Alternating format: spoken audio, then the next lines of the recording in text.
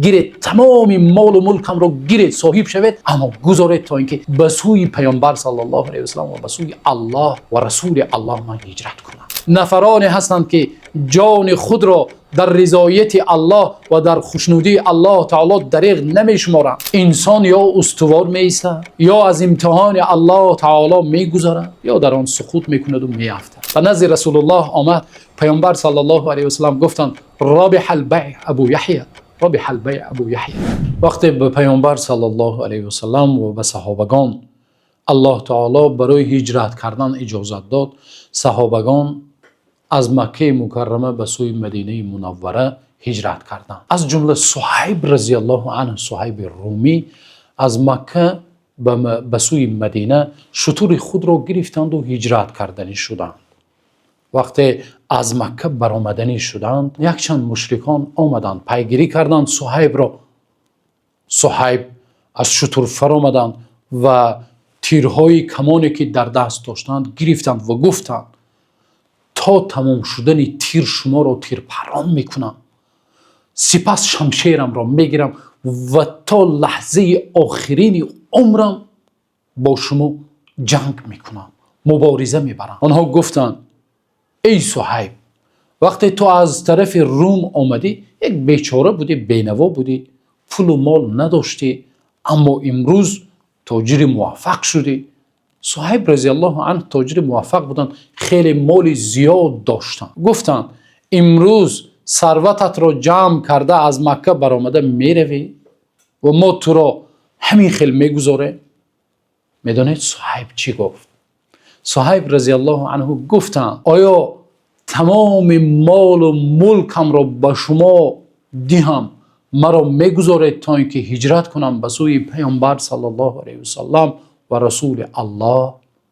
گفتند بله. صهیب گفت در فلان جا من مال و اموالم را گذاشتم، روید گیرید. در بعض روایت ها آمده است که حتی گفتند آن جامه‌ای که در تن داری آن را هم برای ما بده. صهیب گفت گیرید. جامه‌اش را کشید و داد و گفت میروم به سوی رسول الله، گیرید، تمام مال و ملکم را گیرید، صاحب شوید، اما گذارید تا اینکه به سوی پیامبر صلی الله علیه و سلم و به سوی الله و رسول الله من هجرت کنم. وقتی صهیب رضی الله عنه به نزد پیامبر صلی الله علیه و سلم، به نزد رسول الله آمد، پیامبر صلی الله علیه و سلم گفتند رابح البیع ابو یحیی، رابح البیع ابو یحیی. بیعت را برد کرده ای ابو یحیی، بیعت را برد کرده، در حقیقت تو برد کرده.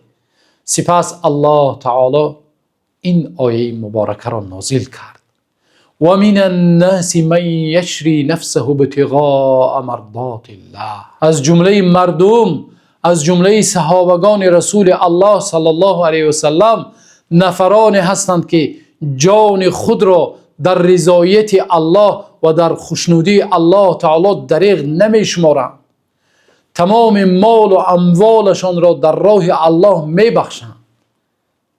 الله تعالی از صهیب راضی باشد و الله تعالی از تمام صحابگان راضی باشد. بله، این حیات موقف ها، بعض موقف ها دارد که انسان یا استوار می ایستد، یا از امتحان الله تعالی می گذرد، یا در آن سقوط می کند و می افتد.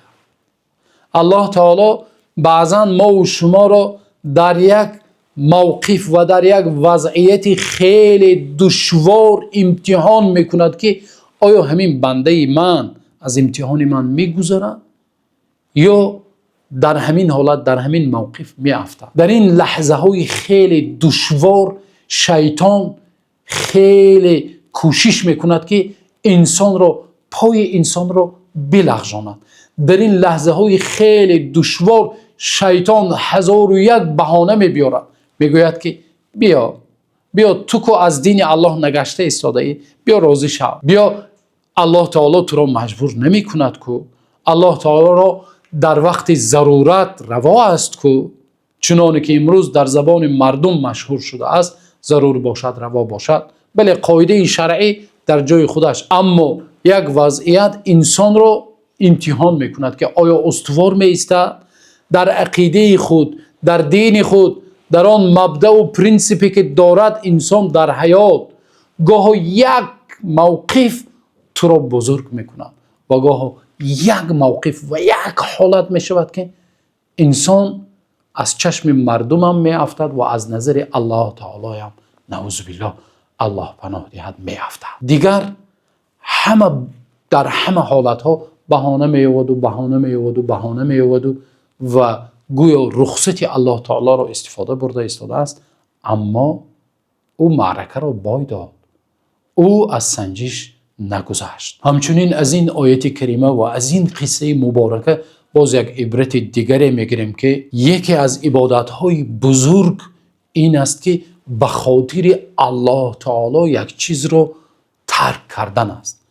بله، انسان گاه به یک کار قادر است، به یک معصیت، به یک گناه قادر می شود، اما از برای الله تعالی و به خاطر الله تعالی آن را اجرا نمی کند، آن را ترک می کند. عبادت تنها نماز خواندن و روزه داشتن و سخت کوشش کردن نیست. عبادتی بزرگی هست که به نام ترک کردن به خاطر الله تعالی، گذاشتن به خاطر الله تعالی. یک جوان روز برایم نوشت که استاد عزیز، یک خیش و تبار یک دختری دارم که به ما خیش است، خیلی او را دوستش می‌دارم و او نیز مرا خیلی دوست می‌دارد و من می‌خواهم با او ازدواج کنم، اما یک چیزی هست. آن جوان دختر از مادر من بارها شده است که شیر خورده است. مادر من او را مکانیده است، یعنی او با آن دخترک خواهر رضاعتی است، خواهر و برادر رضاعتی است. آیا می شود یگان فتوای هست که من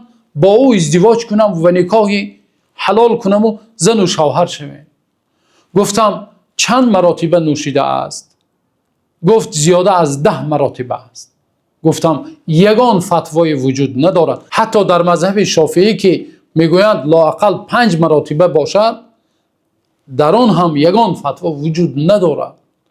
تنها در این حالت به خاطر الله تعالی ترک کردن وجود دارد که الله تعالی وقت بندهش به خاطر الله تعالی یک چیز را ترک میکنه، چنانه که رسول الله صلی الله علیه و سلم گفتند من ترک شیئا لله عوضه الله خیرا منه.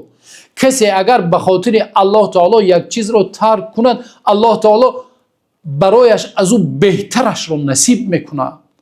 یا الله تعالی در یک حدیث دیگر چنانه که پیامبر صلی الله علیه و سلم گفتند الله تعالی لذت و حلاوت ایمان را برایش میچشاند که خیلی امروز زیاد نفرها از لذت و حلاوت ایمان محروم گشتند. بله، امروز وقتی یک چیز را ترک میکنی، همان دعای پیامبر صلی الله علیه و سلم را به یادت بیار، ربح البیع ابا یحیی، بیعت را برد کرده ای ابو یحیی. وقتی یک نفر برایت پاره پیشنهاد میکند، یک کاری که حرام است پیشنهاد میشود با معاش کلان و معاش زیاد، یا یک کار پیشنهاد میشود که آن کار و آن بیع و آن خرید و فروش حرام است. امروز چقدر نفرهای زیاد و زیاد از بانک هایی که ریبوی هست و حرام است امروز قرض میگیرند، میگویند پرسنت حلال است، امروز پرسنت درست است، بانک امروز پیشتر ریبا نیست و بر مقابل الله تعالی جنگ اعلان میکنند.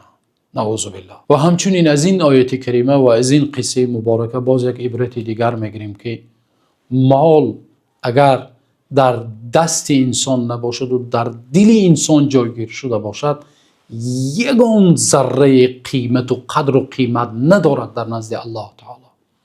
ببینید صهیب رومی رضی الله عنه تمام مال و اموالشان را بخشیدند به خاطر الله تعالی. امروز چقدر نفرهایی هستند که به خاطر مال ناچیز دنیا دوستی و برادری را کنده کرده هستند، بین هم جنگ و جدال میکنند، به خاطر مال و ملک زن و شوهر جدا میشوند، به خاطر مال و ملک دو شریک تجارت خود را ویران میکنند و بین آنها بحث و جدال ها میشود. به خاطر مال و ملک امروز مال و ثروت دنیا و مال و منصب دنیا امروز چقدر نفرها به خاطر کرسی شده دین خود و آخرت خود و ایمان خود را از دست داده ایستادند، نعوذ بالله. به خاطر مال شده مال حرام را خورده ایستادند، نعوذ بالله. بنابراین مالی که در دست انسان نیست و در قلب انسان جایگیر شده است، یگان ذره در آن نه خیر هست و نه برکت هست و نه قدر و قیمت دارد. بنده مؤمن، بله، بنده مؤمن تاجر می شود، بنده مؤمن باید ثروتمند شود، باید با سری بلند و با عزت باشد در این دنیا، اما مال و ملکی که دارد در دست او است، نه در قلبش. وقتی امتحان الله تعالی می بیاید، با مالش، با ثروتش هرگز آن را در راه الله تعالی دریغ نمی شمارد. نفری که یک سوم میده ترین، یک مبلغ ناچیز را در راه الله تعالی صرف کردن نمی خواهد، دریغ می شمارد. نفری که امروز وقت حج برایش فرض شده است، لااقل به سفر عمره رفتن دلش نمی شود و در راه الله خرج نمی کند، چی فایده و چی بهره می گیرد؟ نفرهایی که امروز از قفای مال و ثروت می دوند، به خاطر چی؟ نه به خاطر فرزندانشان، نه به خاطر اهل و عیال و پدر و مادر، بلکه تا اینکه بین مردم با آبرو شوند، با مال و ملک خود فخر میکنند. وقتی صاحب کمتر مال میشوند، آنها از قفای چی میشوند؟ خانه و عمارت و در و خانه با حشمت و ماشینه های پرقیمت، همه او برای چی است؟ برای فخر کردن بین مردم است، نعوذ بالله. بنابراین مالی که در راه الله صرف نمی شود، مالی که در دل انسان جایگیر شده است، محبت زیاد با آن مال دارد، یگان ذره قدر و قیمت و برکت ندارد. همچنین از این آیت کریمه و از این قصه مبارکه باز یک عبرت دیگر میگیریم که گاه انسان در وطنی که در آنجا سرزمینی که تولد شده است و در آنجا بوایه رسیده است، گاه برایش تنگ می شود. وقتی ایمان او را تنگ میکنند، وقتی بالای او فشارها می بیاید، البته او نمی خواهد. باور کنید، مهاجری که به خاطر الله تعالی هجرت کرده است، هرگز نمی خواهد که وطن خود و سرزمین خود را ترک کند. وقتی پیامبر صلی الله علیه و سلم را از مکه پیش کردند، وقتی پیامبر صلی الله علیه و سلم مجبور شدند که زادگاه خود را ترک کنند و به مدینه منوره هجرت کنند، میدانید پیامبر صلی الله علیه و سلم چی گفتند؟ پیامبر صلی الله علیه و سلم به یکی از تپه های مکه برآمدند و به سوی مکه نگاه کردند. اشک ها در حالی که از چشمانشان جاری میشد، گفتند: یا مکه انک لاحب بلاد الله الی قلبی ولولا ان قومک ما اخرجونی ما خرجت منک ابدا. ای مکه، گفتند تو محبوب ترین سرزمین ها به قلب من هستی، خیلی دوست می‌دارم. بله، پیامبر صلی الله علیه و سلم زادگاه رسول الله صلی الله علیه و سلم مکه مکرمه است. پیامبر صلی الله علیه و سلم گفتند اگر قوم تو مرا از آنجا بدرقه نمی‌کرد، هرگز من از تو نمی‌برآمدم. نه پیامبر صلی الله علیه و سلم و نه یگان مهاجر دل از زادگاهش و از وطنش برآمدن ندارد. عقیده او، دین او، ایمان او مجبور میکنند که او حتی زادگاه خود را ترک کند، زیرا اینکه سرزمین الله تعالی وسیع است. بله، وطن مؤمن همان جا است که طاعت و عبادت الله تعالی را به یگان مشکلی او برپا کرده میتواند. وطن مؤمن و آرامگاه مؤمن همان جا است که ایمانش در خطر نیست و جانش در خطر نیست. وطن بنده مؤمن همان جا است که عقیده او در خطر نیست. بله، الله تعالی کل مهاجران را الله تعالی حفظ کند و نفرهایی که امروز مهاجر میگویند و اما به سرزمین فسق و فساد، سرزمین کفر هجرت میکنند، نه به خاطر ایمانشان و نه به خاطر عقیدهشان، بلکه به خاطر دنیا را به دست آوردن، آنها را میگوییم که پیش از هجرت کردن، یعنی پیش از سفر کردن، شما بارها و زیاد فکر کنید. امروز شما میگویید که من مهاجر هستم، آیا شما حقیقتا مهاجر هسته؟ زیرا اینکه پیامبر صلی الله علیه و سلم گفتند مهاجر حقیقی همان نفری هست که خالص از برای الله تعالی ترک میکنه، خالص از برای الله تعالی هجرت میکنه. و کسی که به خاطر دنیا برآمده میرود، نه هر نفری که از وطن خود را ترک میکند و از وطنش برآمده میرود مهاجر نامیده میشود. شاید او را مهاجر گویند، اما امروز ایمان او در خطر است، فرزندان، اهل و عائله، همسر او در خطر است. چقدر نفرهای خیلی زیاد را میدانم که امروز زادگاه خود را، وطن خود را ترک کرده به روسیه و به دیگر کشورهای کفر و فسق و فساد برآمده رفتند و سالهای دراز در آنجا میستند. چیکار میکنند؟ همسران خود و فرزندان خود امروز به پدر به وایه رسیده ایستادند، یا گاه وقت می شود که گمراه شده و به فتنه گرفتار شده ایستادند. بنابراین الله تعالی را دعا کنیم که الله تعالی هر یکی ما و شما را مهاجر حقیقی بگرداند.